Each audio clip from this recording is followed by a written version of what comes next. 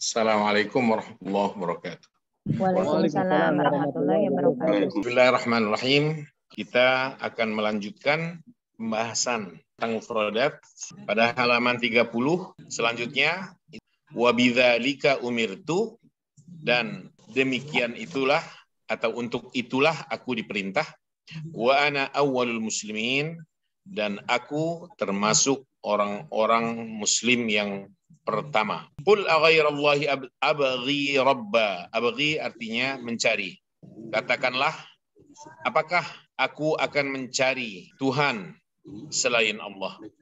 Wa huwa rabbu kulli syai', padahal dia adalah Tuhan segala-galanya. Wala taksibu kullu nafsin illa 'alaiha, dan setiap orang, setiap jiwa tidaklah berbuat dosa melainkan atas tanggungan dirinya akibat dosa itu.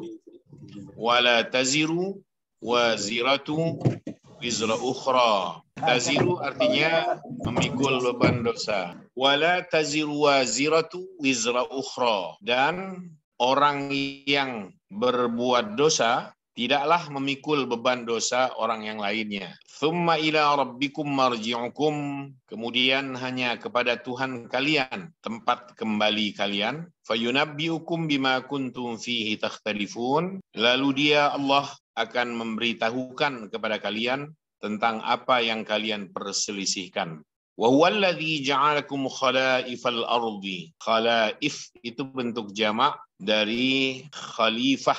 Khalaif itu sama dengan khulafa. Dialah yang telah menjadikan kalian pengelola bumi, penguasa bumi. Wa rafa'a ba'dakum fawqa ba'dil darajat, dan dia Allah meninggikan derajat sebahagian kalian atas sebahagian lainnya beberapa derajat. Liyabluwakum fima atakum, bala yablu artinya menguji, guna menguji kalian tentang apa yang telah Allah berikan kepada kalian. Inna rabbaka sari'ul iqab, sungguh Tuhanmu sangat cepat siksanya. Wa innahu laghafurur rahim, dan sungguh dia maha pengampun dan maha penyayang. Sampai di situ penjelasan tentang mufradatnya. Kita masuk sekarang ke mujazut tafsir. Man jaa bil hasanati, ay man jaa yaumal qiyamati bi hasanatin wahidah. Siapapun orangnya yang datang pada hari kiamat nanti dengan membawa satu kebaikan, walau hanya kecil saja kebaikan itu, falahu asyru amthaliha, maka baginya 10 kelipatannya. Juzia anha, juzia fi'lun madin lil majhul, yang artinya dia akan diganjar atau akan dibalas anha oleh sebab satu kebaikannya itu, bi asyri hasanati amthaliha, dengan 10 kebaikan semisal kebaikannya itu. Fadlan minallahi wa karaman, sebagai karunia atau tambahan dari Allah, wa karaman, dan kemuliaan yang diberikan Allah. Wa hadza, dan ini di sini maksudnya angka 10 kali lipat tadi itu, aqallu mudha'afatin lil hasanat, adalah kelipatan paling bawah, kelipatan yang paling sedikit bagi kebaikan itu. Kalau 10 kali lipat itu adalah kelipatan paling rendah, paling tinggi berapa? Kalau paling tinggi sekali tak terbatas. Tapi kalau angkanya saja disebutkan 700, faqad tantahi ila, karena balasan Allah atau kelipatan balasan Allah itu dapat sampai 700. Tantahi ila itu dapat sampai 700 kali lipat, au azyad, atau lebih banyak lagi. Wa man jaa bis sayyi'ati fala yujza illa mithlaha. Maksudnya, wa man jaa bis sayyi'ati, siapapun yang datang pada hari kiamat nanti dengan satu dosa, uqiba bimithliha, maka dia akan dibalas dengan yang semisal dengan kejahatan atau keburukan atau dosa yang pernah dilakukannya itu, duna mudha'afah, tanpa penggandaan. Jadi satu berbalas satu. Kalau kebaikan, satu berbalas 10, bisa sampai 700, bahkan bisa tak berhingga. Terserah putusan Allah untuk memberikan balasan baik bagi hambanya. sangat mungkin satu kebaikan yang dilakukan oleh hambanya di dunia ini berbalas kebaikan yang tiada batas. Sekurang-kurangnya hingga 700 kali lipat, paling rendah 10 kali lipat. Dari sini kita melihat bahwa tidak ada satu kebaikan berbalas satu kebaikan. Satu kebaikan berbalas 10 kali lipat, hingga 700, bahkan hingga tidak ada batas lagi. Wahum la yuzlamun, dan mereka tidak dianiaya. Maksudnya ay la yunqasuna min jazaiha, tidak dikurangi sedikit pun balasan. Dan disebutkan di dalam hadis qudsi. Apa itu hadis qudsi? Wahyu yang disampaikan oleh Allah pada Rasulnya, makna datang dari Allah, sedang redaksinya datang dari Rasulullah sendiri. Nah, di dalam hadis qudsi disebutkan, yaqulullahu azza wa jal, Allah yang maha perkasa dan maha mulia berfirman, man jaa bil hasanati falahu asyru amthaliha au azid. Siapa saja yang datang ke hadapan Allah nanti dengan membawa satu kebaikan, maka bagi orang itu 10 kelipatan balasannya atau lebih. Wa man jaa bis-sayyi'ati, tapi siapapun yang datang ke hadapan Allah nanti dengan membawa satu keburukan atau dosa, fajaza'u sayyi'atin mithluha au aghfir, maka balasannya, kata Allah, balasan satu kejahatan, satu keburukan, satu dosa itu adalah serupa. Artinya satu keburukan atau satu dosa juga. Au aghfir, atau aku ampuni hambaku itu. Faziyadatu fil hasanat min babil fadli. Tambahan dalam hal kebaikan-kebaikan itu, maksudnya tambahan balasan dalam hal kebaikan-kebaikan itu, min babil fadli, termasuk bagian dari pintu, boleh juga masuk ke dalam kelompok al-fadl. Al-fadl itu adalah karunia atau tambahan. Wal muamalatu bil mithli fi sayyi'at min babil adl. Sedangkan memperlakukan dengan semisal dalam hal keburukan atau dosa, 1 berbalas 1, 10 berbalas 10, 3 dan seterusnya. Pokoknya perlakuan semisal dalam hal dosa min babil adl, termasuk ke dalam kelompok keadilan Allah Subhanahu wa taala. Jadi ada al-fadl, ada al-adl. Al-fadl tentunya lebih unggul atas al-adl, melampaui keadilan. Kalau adil itu 1, ya berbalas 1. Bayangkan kalau satu keburukan tidak diberikan balasan.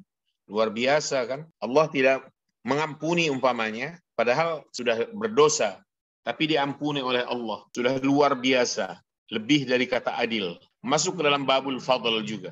Selanjutnya, qul innani hadani rabbi ila siratim mustaqim. Maksudnya, qul ya Muhammad lihaulal musyrikin al-mukadzibin. Katakan, wahai Muhammad, kepada mereka kalangan musyrik yang pendusta itu, yang mendustakan ajaran yang kau bawa ini. Innani hadani rabbi ila siratim mustaqim.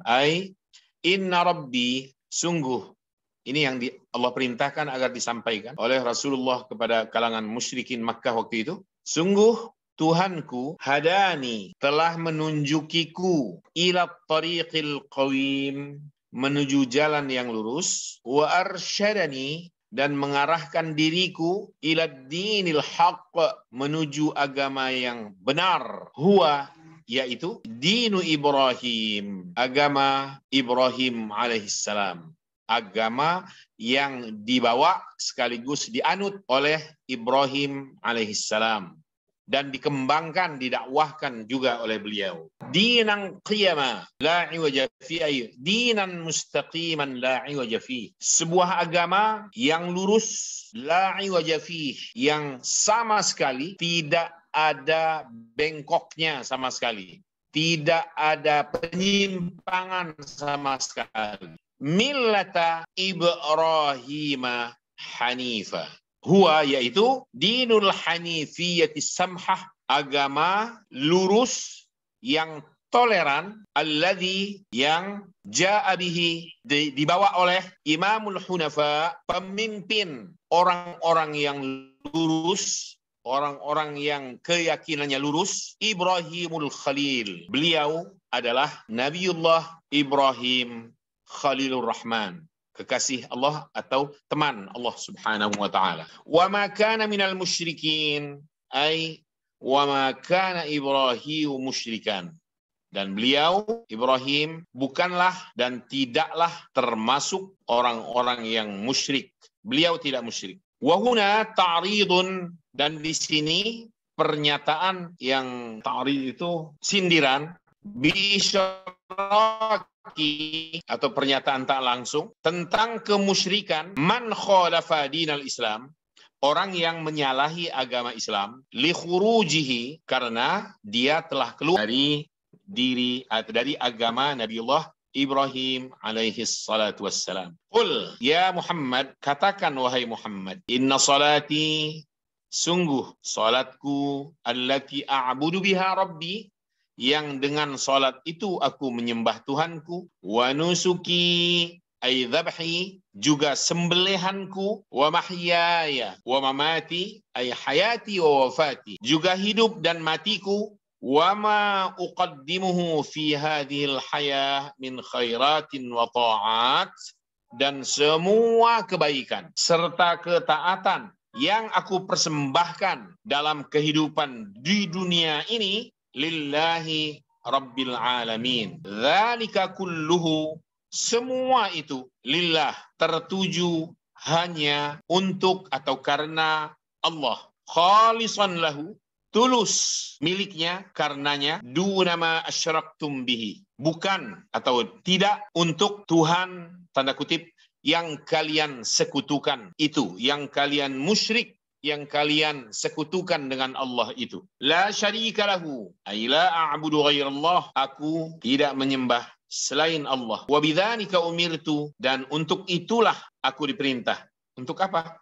Untuk menyembah hanya Allah dan tidak menyembah selain Allah. Ai bi ikhlasil ibadah, maksudnya aku diperintah untuk mengikhlaskan ibadah ini lillah wahdahu, karena Allah, untuk Allah saja. Umirtu, untuk itulah aku diperintah. Wa ana awwalul muslimin, dan aku adalah termasuk orang yang pertama, awwaluman aqarra, yang mengikrarkan pernyataan tauhid ini, wa khada'a lillah, wa khada'a lillah, dan termasuk orang yang pertama yang tunduk patuh kepada Allah Subhanahu wa taala. Jadi sholat itu sudah lama ya, sejak sebelum Muhammad Rasulullah sudah ada sholat, sudah ada zakat. Nabi Musa zakat, Nabi Isa zakat. Maka di dalam Al-Quran tentang Nabi Isa, Allah berfirman, wa awsani bis salati waz zakati ma dumtu hayya, dan Tuhanku Allah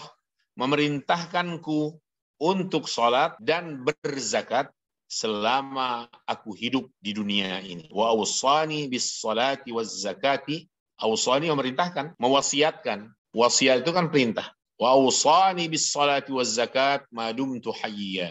Cuma caranya berbeda dengan cara pelaksanaan ibadah salat yang dibawa atau yang ada di dalam syariat Muhammad sallallahu alaihi wasallam, atau syariat Allah yang dibawa oleh beliau. Puasanya berbeda, salatnya berbeda, zakatnya berbeda, tapi pada intinya semua adalah ibadah. Ibadah semata-mata ditujukan oleh pelakunya ke hadirat Allah Subhanahu wa taala. Sampai poin ini ada pertanyaan?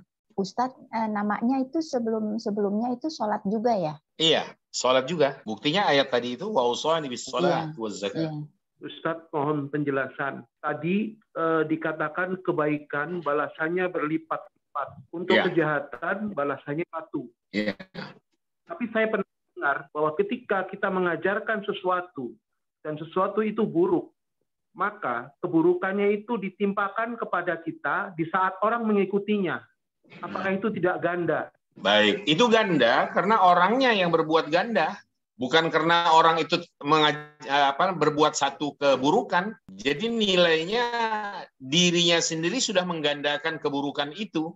Maka balasannya nanti akan ganda juga. Man sanna sunnatan sayyi'atan falahu wizruha wa wizru man amila biha ila yaumil qiyamah. Siapa yang mengajarkan keburukan dan orang lain akhirnya melakukan keburukan yang diajarkan itu, menyebarluaskannya juga, maka sumber manusia pertama yang mengajarkan keburukan ini akan dengan berlipat gandanya keburukan yang dilakukan. Jadi berat. Ini nggak bertentangan dengan yang kita katakan di awal, bahwa satu keburukan atau dosa berbalas satu. Nggak bertentangan. Sebab kalau seseorang itu melakukan 10 dosa, maka berbalas 10. Sedang satu dosa yang diajarkan ini, dan terus merembet, meluas, dilakukan oleh manusia sekampung umpamanya keburukan itu bertahun-tahun, maka nilainya sama dengan orang ini sepanjang tahunnya dia melakukan keburukan sebanyak itu. Kalau mau menggunakan dosa jariah silahkan saja,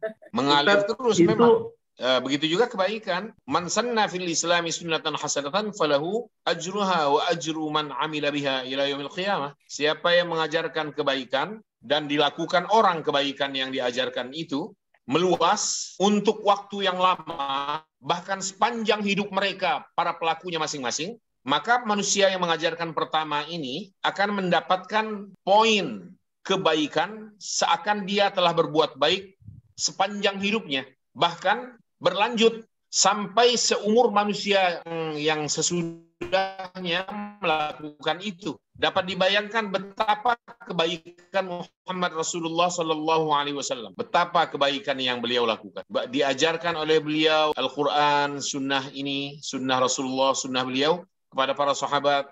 Sahabat menyebarluaskannya kepada para tabi'in, murid-murid mereka, kepada para tabi'ut tabi'in, terus mengalir ke generasi berikutnya, abad berikutnya, terus estafet hingga sekarang. Betapa kebaikan ini luar biasa. Mau menggunakan istilah jariah, silahkan. Mau menggunakan royalti, boleh-boleh saja. Mau menggunakan bonus tak terbatas, boleh. Karena sepanjang masa, sepanjang waktu. Maka hati-hati dengan hal begini ini. Jangan ajarkan keburukan kepada orang lain. Jangan mewariskan ilmu yang salah. Jangan mewariskan ajaran yang menyimpang. Karena kita akan menanggung akibatnya secara ganda. Kenapa akibatnya ganda? Karena nilai kita dinilai sama dengan telah berbuat ganda atas keburukan, kalau itu keburukan.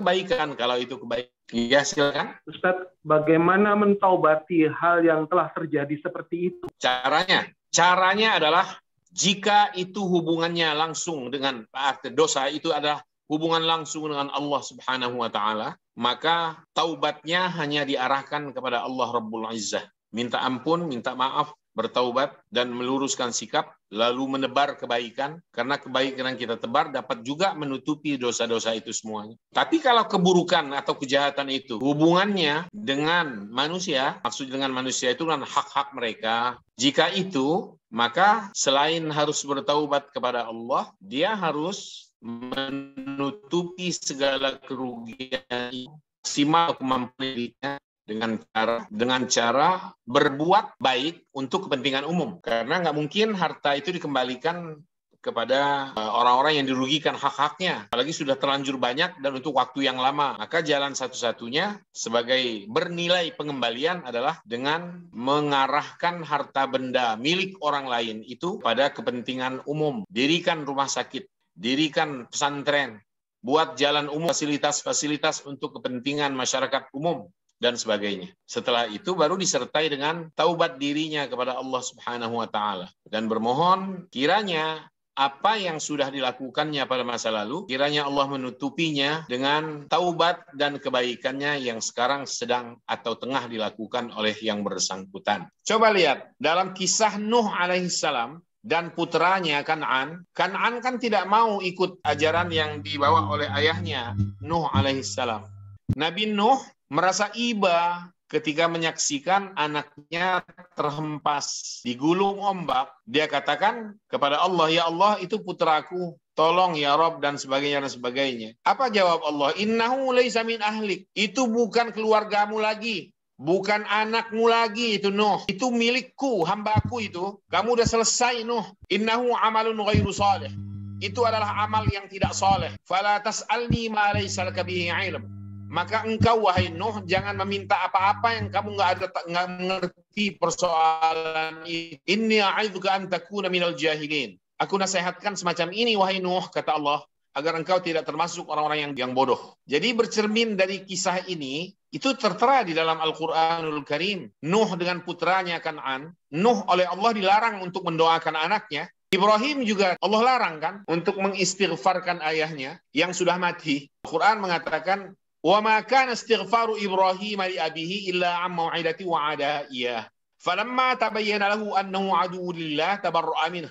Ibrahim mengistighfarkan kepada Allah atas dosa ayahnya semata-mata untuk sekedar melepaskan janji aja. Dan Ibrahim ketika tahu, sadar bahwa ayahnya ternyata nggak bisa menyatu dengan dirinya dalam agama, tetap berbeda keyakinan, Ibrahim berlepas diri. Saya nggak mau lagi bertanggung jawab, kata Ibrahim. Kamu, saya. Aku memang putramu biologis di dunia ini, tapi aku bukan anakmu di akhirat nanti. Kalau kita jawab kejam ya Islam ini. Terserah, memang itu aturan Allah, bukan tidak mengenal kemanusiaan.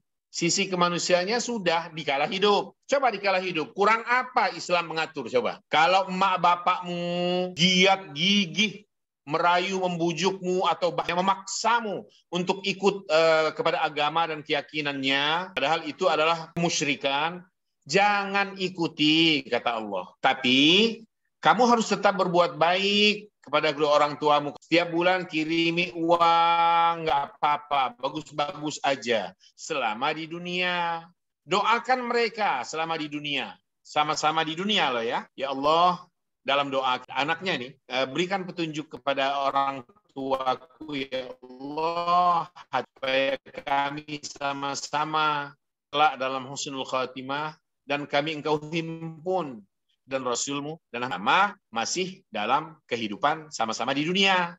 Tapi ketika nyawa sudah dipisahkan oleh Allah dan kasar, padahal keduanya atau salah satunya, kedua beliau masih dalam agama semula, belum menerima kebenaran Islam ini, maka tidak ada alasan sama sekali kita untuk sambung doa. Nggak ada alasan. Walau kita bilang, itu kan ayahku, masa iya? Walau itu ayahmu. Buktinya Nabi Nuh juga dikatakan oleh Allah, itu bukan anakmu lagi. Itu resiko yang harus ditanggung. Maka wanti-wanti Al-Quran membimbing kita agar satu, qu anfusakum wa ahlikum naro.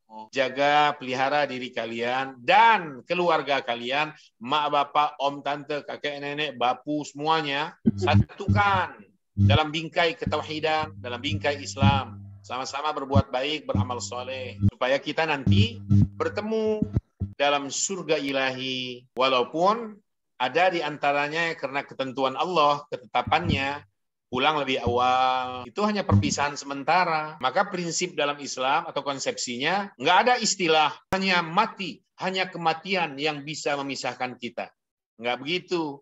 Dalam Islam, bahkan kematian pun tidak pernah bisa memisahkan, karena Allah akan pertemukan kembali nanti di surganya jika sama-sama beriman dan bersama-sama dalam amal soleh. Walaupun yang satu kurang banyak amalnya, yang satu cukup, yang satu lebih banyak, itu nggak ada masalah. Tetap menyatu. Walladzina amanu wattaba'athum dzurriyyatuhum biimanin alhaqna bihim dzurriyyatahum wama alatnahum min amalihim min syai' kullu mri'in bima kasaba rahin. Orang-orang yang beriman, orang-orang yang beramal soleh, lalu meninggal dunia, akan kami satukan mereka dan anak keturunan mereka, istri dan suami mereka, menyatu kembali dalam surga ilahi. Itu. Maka persaudaraan dalam akidah ini, dari sudut pandang Islam, persaudaraan karena iman kita, itu lebih kuat dan lebih langgeng daripada persaudaraan karena keturunan biologis. Persaudaraan karena keturunan atau biologis bisa jadi tidak sampai ke dalam surga bersama. Tapi persaudaraan dalam ikatan iman yang sama kepada Allah Subhanahu wa Ta'ala itu akan mempertemukan kita dalam surga ilahi yang luasnya seluas seluruh langit dan bumi ini. Arduha ka'ardis sama'i wal ard. Di ayat yang lain, arduha as-samawati wal ard uiddat lil muttaqin. Saudara kita itu adalah orang yang seiman dengan kita. Iman yang sebenarnya. Bukan terjadi penyimpangan dalam keimanannya itu. Kalian tahu nggak apa perbedaan antara ikhwatun dengan ikhwanun? Sama-sama jamak nih. Bentuk tunggalnya akhun yang artinya saudara. Apa bedanya ketika jamaknya ikhwanun pakai nun dan ikhwatun pakai ta marbutah? Ikhwatun itu yang pakai ta marbutah itu adalah saudara kandung. Jadi persaudaraan biologis. Tapi kalau ikhwanun pakai alif dan nun ujungnya, ikhwanun itu saudara tapi tidak kandung. Nah, sekarang pertanyaannya, sesama orang-orang yang beriman seperti kita begini, tepatnya ikhwanun atau ikhwatun? Ikhwanun. Pakai nun. Karena tidak kandung. Ya. Tapi ada tapinya nih. Dengarkan firman Allah, innamal mu'minuna ikhwatun. Sesungguhnya orang-orang yang beriman itu adalah ikhwah. Kandung atau tidak? Jadi ayat ini hendak menekankan, berpesan kepada kita, karena kalian diikat oleh iman, persaudaraannya, maka jadikanlah persaudaraan kalian seperti persaudaraan karena hubungan biologis karena kandung. Jika perlu melebihi jalinan persaudaraan kandung itu. Maka ayat ini menggunakan tak marbutah. Padahal tak marbutah itu kan saudara kandung. Sementara di situ al-mu'minuna. Nah, itu hendak berpesan, seharusnya kalian, wahai orang-orang yang beriman, persaudaraan kalian itu seharusnya seperti saudara kandung. Jangan malah pecah. Dan ikatan iman itu lebih kekal, lebih abadi daripada persaudaraan karena ikatan kandung, persaudaraan kandung. Jadi Sirotol Mustaqim di ayat 161 itu maksudnya adalah agama, dan agama itu adalah milatnya Ibrahim, begitu ya Ustaz? Iya, milat Ibrahim, Hanifah, agama Nabi Ibrahim. Kenapa Ibrahim yang ditonjolkan? Karena Ibrahim itu adalah bapak ketauhidan. Bapak ketauhidan itu Ibrahim. Imamut Tauhid adalah Ibrahim alaihissalam. Kenapa dijuluki begitu? Karena petualang spiritual beliau dalam mencari Tuhan. Beliau pernah mengatakan ketika melihat bintang, mungkin ini Tuhan. Ketika bintang itu redup lalu hilang, dia bilang, saya nggak suka Tuhan kok lenyap. Dilihatnya bulan. Mungkin ini Tuhan. Ketika bulan pun mengecil lalu hilang, dia katakan, saya nggak mau saya ke Tuhan kok hilang. Dilihatnya matahari, sampai juga dia berpikir bahwa jangan-jangan ini Tuhanku, dan ini lebih besar lagi. Tapi ketika terbenam dan lenyap, berpikir ulang, bukan ini Tuhan. Nah, sampai ia akhirnya mendapatkan petunjuk dari Allah setelah perjuangannya dalam mencari kebenaran, yaitu ajaran tauhid. Allah yang menunjuki beliau bahwa semua yang engkau cari itu bukan Tuhan. Yang Tuhan itu adalah aku. Maka sembahlah aku. Aku menunjukimu ke jalanku, ya Ibrahim. Lalu ada tudingan miring yang tidak senang kepada Islam. Mengatakan bahwa kalau begitu Ibrahim pernah musyrik dong dalam hidupnya. Jawabannya enggak. Ibrahim tidak musyrik. Kenapa? Karena Ibrahim melakukan petualang spiritual semacam begitu di usianya yang masih kecil, belum baligh. Orang yang belum baligh, belum ada taklif, maka apa yang diyakininya saat itu belum menjadi hal yang sesungguhnya. Dari situ maka Ibrahim dikatakan tidak musyrik dan bukan seorang musyrik. Wa ma kana minal musyrikin. Apakah Ibrahim itu Yahudi atau Nasrani? Jawabannya, Ibrahim bukan Yahudi, bukan juga Nasrani. Orang Yahudi berusaha untuk mengatakan, mengait-ngaitkan Ibrahim kepada agama mereka bahwa Ibrahim itu adalah tokoh Yahudi. Tapi orang Kristiani zaman itu juga mengatakan bahwa jangan salah, Ibrahim itu adalah tokoh Injil juga, maka dia adalah Nasrani. Turun Al-Quran, Allah menjawabnya. Maka Ibrahimu Yahudiyyan wala Nasraniyyan walakin kana hanifan muslima. Ibrahim itu bukan Yahudi, kata Allah. Ibrahim itu bukan Nasrani. Bagaimana bisa Ibrahim Yahudi sementara Ibrahim lebih dulu hidup ketimbang Taurat turun? Bagaimana bisa Ibrahim menjadi penginjil sekaligus Nasrani? Sementara Ibrahim lebih awal hidup jauh sebelum Injil diturunkan. Jauh sebelum Isa turun. Maka Allah menjawabnya, maka Ibrahim Yahudiyya wala Nasraniyya. Ibrahim itu bukan Yahudi, bukan juga Nasrani sesuai klaim kalian, bukan. Walakin kana hanifan muslima. Dia itu seorang muslim yang berakidah yang lurus, imannya lurus, nggak ada penyimpangan, iman kepadaku, mengajarkan ketauhidan, menyebarluaskannya, menganutnya, terus dikawal sampai perjalanan akhir hidupnya, sehingga dia tidak boleh diklaim sebagai sosok Yahudi, tidak juga boleh dituding sebagai seorang Nasrani. Tapi dia adalah musliman hanifah, hanifam muslimah. Sampai di sini. Ada pertanyaan lagi yang mengganggu. Jarak antara Nabi Isa dengan Rasulullah itu sekitar 600 tahun. Rasulullah waktu itu beragama apa ya? Itu Ustaz. Kan tidak ada nabi sebelum Rasulullah. Tidak ada nabi lagi, patrah istilahnya. Masa kosong. Mohon penjelasan Ustaz. Beliau mengikuti apa yang disampaikan oleh Jibril alaihissalam, yaitu tetap dalam agama Ibrahim alaihissalam. Tidak keluar dari tauhid. Sebelum usia 40 Ustaz.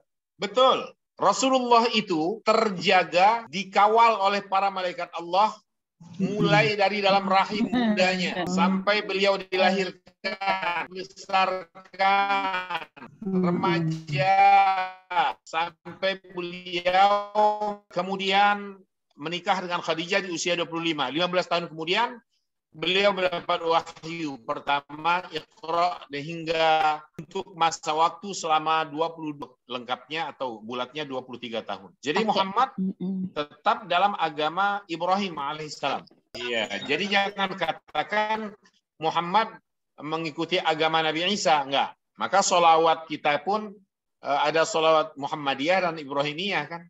Allahumma shalli ala Muhammad wa ala ali Muhammad kama shallaita ala Ibrahim. Enggak ada sholawat Allahumma shalli ala Muhammad wa ala ali Muhammad kama shallaita ala Isa atau ala Musa, tapi ala Ibrahim. Wabarik ala Muhammad wa ala ali Muhammad kama barakta ala Ibrahim wa ala ali Ibrahim fil alamin innaka Hamidum Majid. Jadi masa-masa fatrah ada dalam penjagaan malaikat Allah dan rohaninya diisi dengan kerohanian milat Ibrahim alaihissalatu wassalam. Terima kasih Ustaz. Terima kasih. Jazakumullah. Sampai di sini dulu. Sehat selalu. Assalamualaikum warahmatullahi wabarakatuh. Waalaikumsalam. Waalaikumsalam.